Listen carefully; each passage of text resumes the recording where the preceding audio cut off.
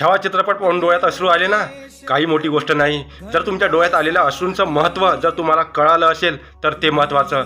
धर्मवीर छत्रपती संभाजी महाराजांची हत्या का व कशासाठी केली ते कळालं असेल तर ते महत्त्वाचं.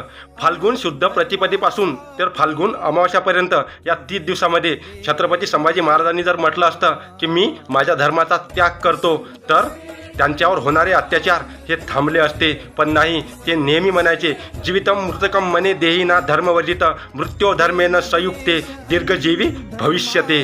म्हणजे जो व्यक्ती शेवटपर्यंत आपला धर्म सोडत नाही त्यालाच धर्मवीर म्हटलं जातं. म्हणून आपल्या महाराष्ट्रामध्ये आपण ते 30 दिवस बलिदान मास पाळतो. तर हा बलिदान मास फक्त महाराष्ट्रापुरता नाही तर संपूर्ण हिंदुस्थानासाठी आहे. म्हणून बलिदान मास पाळा, तेव्हा कुठं आपल्या डोळ्यात आलेला अश्रूला सन्मान राहील आणि छत्रपती संभाजी महाराजांच्या बलिदानाचा सन्मान होईल. जय शिवराय, जय शंभूराजे, सीताराम.